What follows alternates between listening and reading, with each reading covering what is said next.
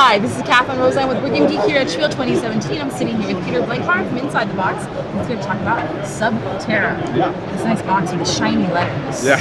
Yes, I like the shiny letters. Sure. Terra is a cooperative game for 1 to 6 players, where you take the role of a team of professional cavers who've been sent in by a mysterious corporation as this horrifying cave network. You've fallen through the floor, you end up bam in the bottom of this horrifying cave. You've got to escape before your flashlights run out of battery and you're lost in the darkness forever.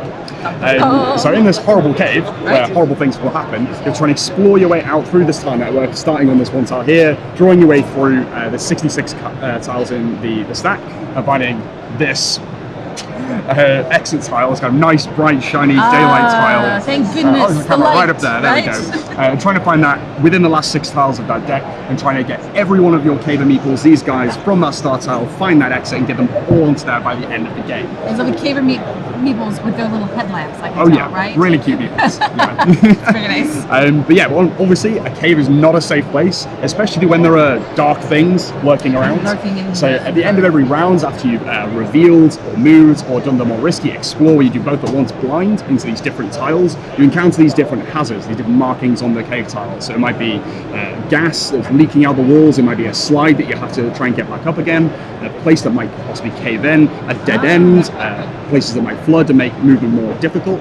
At the end of each round, rather than these things all happening when you encounter them, you flip one of these hazard cards at the end of each player round. Now there's a flood. Now the flood happens, so if this has happened, these water tiles would now flood, and these are now more difficult to move through. If we drew another one, it's another flood card. I'm going to use these ones, it's going to be easier to explain.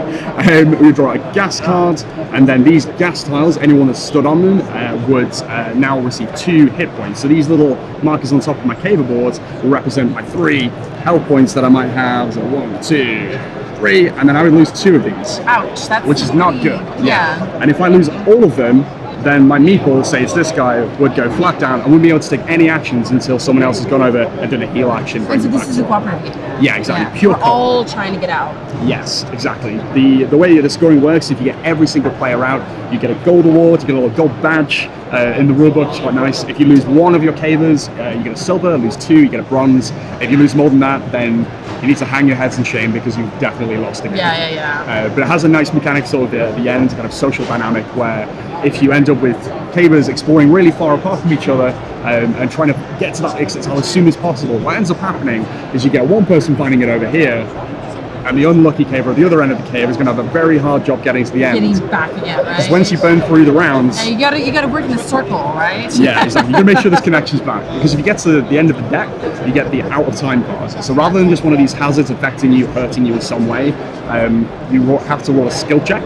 And basically this is the last round. This is the last ditch attempt, the last sort of stretch to freedom. To try to get everyone out. Yeah, exactly. Yeah. And that means every round, if you fail a skill check, you are out, you are dead. So this is really basically a timer for the whole game. I can see there's a lot of characters here as well, so each character will have their own special ability, or yeah, exactly. So lots to choose from. There's 8 different characters in the core game. Lots of replayability, because you can test out different characters each time, right? Yeah, so you're only ever playing with up to 6 cavers in any game, so you're always not using at least 2 of them. So you get to do, it's like Pandemic, you've got lots of different characters to choose from, you've got lots of options. And we tried to make it so that there's not very many abilities in there that are only available to those characters. They're usually more efficient or more kind of souped up abilities that you'd normally be able to do, so they're kind of able to do anything, but some of them are better at some things exactly. than others.